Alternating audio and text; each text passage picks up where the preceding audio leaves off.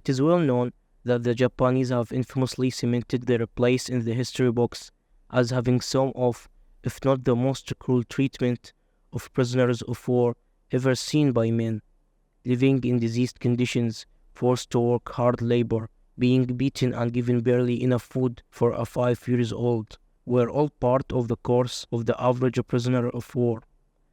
But the question of today's video is how the Japanese would react when they captured one of their own, with all the cruel torture the Japanese Empire enforced into regular prisoners of war. It is only normal to think that when fighting one of their own, fighting for their enemies, the consequences would only be that much worse. Before we get into this video, it is worth noting that the American army was not stupid enough to let Japanese American soldiers fighting in the Pacific theater.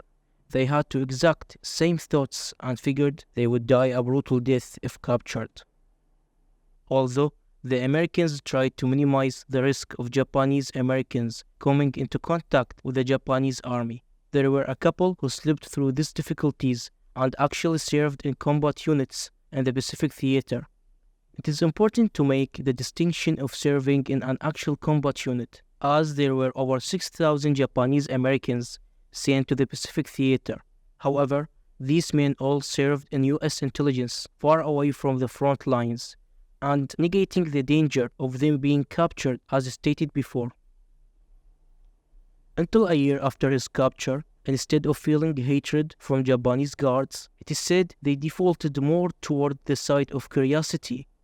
Many of them asked him questions and were curious why a man of Japanese blood would fight for the enemy. They also tried to convert him to the Japanese case. However, he resisted throughout many interrogations by pretending to be stupid and refusing to learn Japanese language. The Japanese were just disappointed he didn't convert to the Imperial Army. In the end, they let him return to the groups of the other prisoners of war. However, these actions may have just been regional and dependent on the camp. We will never know, as there were only 2 Japanese Americans who actually served in the combat units of the US in the Pacific theater. And the only one captured was Frank Fujita.